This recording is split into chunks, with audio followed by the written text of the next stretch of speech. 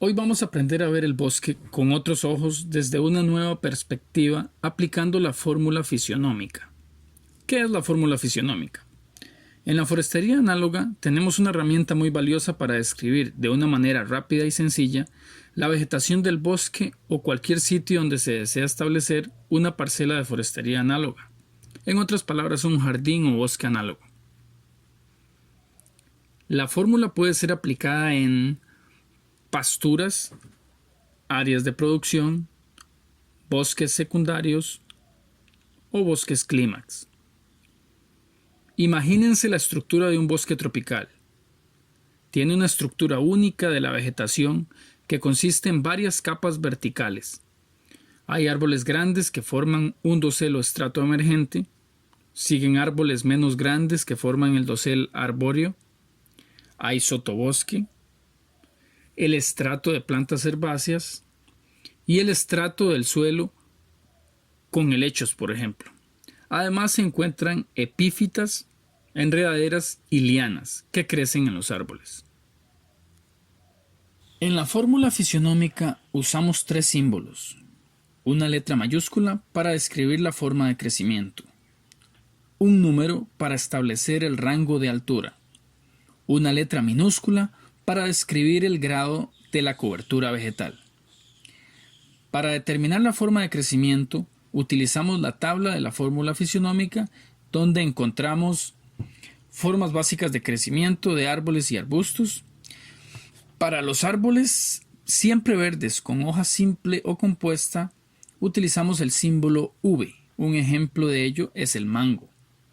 Para los árboles deciduos, que son los que pierden sus hojas en ciertas épocas del año, se utiliza el símbolo D. Un ejemplo es el árbol de ceiba. Y siguen categorías de agujas y áfilos. También tenemos otras formas de crecimiento. Para las palmas utilizamos el símbolo P. Un ejemplo es la palma cocotera.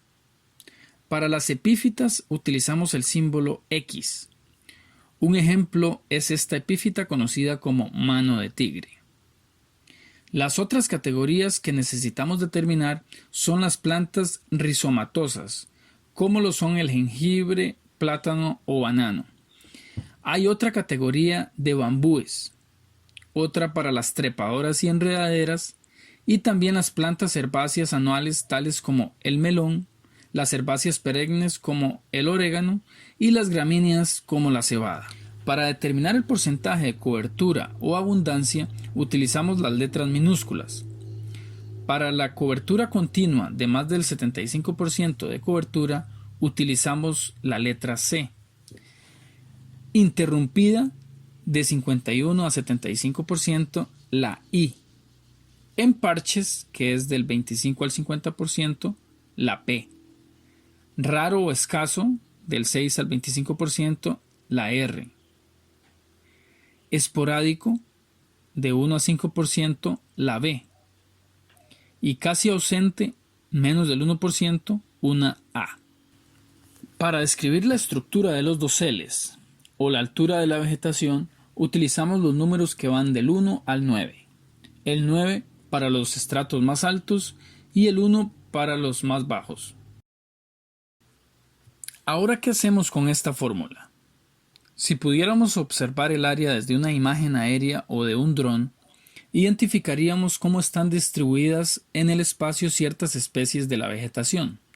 Por ejemplo, una D7i representa a los árboles deciduos de 20 a 35 metros de altura, con cobertura interrumpida entre el 51 a 75% del área.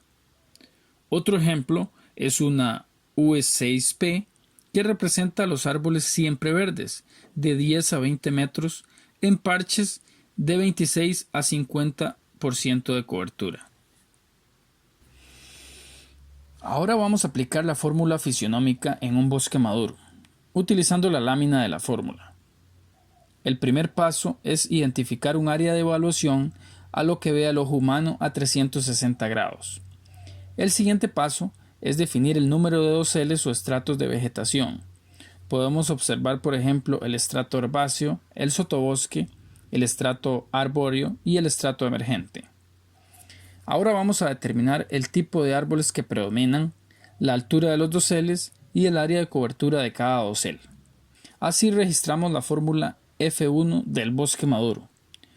Una vez cumplido este paso, ahora vamos a aplicar la fórmula también en la parcela que queremos intervenir o diseñar, con la metodología de forestería análoga para determinar la vegetación existente en la parcela. El tercer paso es hacer un análisis de la brecha o diferencia, para comparar la fórmula del bosque maduro F1 con la fórmula de la parcela de forestería análoga F2. Eso nos ayuda a ver lo que falta en la estructura de la parcela. Las categorías presentes en la F1, pero no en la F2, pasan directamente a la fórmula de la brecha, por ejemplo V7C. Las categorías igual en ambas fórmulas no se incluyen en la brecha, por ejemplo V5P. Si hay un dosel del mismo tipo en el bosque maduro y en la parcela, se usa una flecha para indicar la diferencia de cobertura entre los dos. Ejemplo V3A flecha P. Seguimos con los otros doseles, incluyendo las plantas herbáceas, trepadoras, palmas, epífitas, separándolas con punto y coma. Así calculamos la brecha o diferencia estructural entre el bosque maduro y la parcela a intervenir. De esta manera se orienta en la selección de especies de plantas a introducir en la finca para ir cerrando la brecha y progresivamente tratar de imitar la estructura y principales funciones ecológicas del bosque maduro. Un consejo importante es volver a calcular la diferencia periódicamente cada 3 a 5 años para monitorear la evolución de su bosque análogo.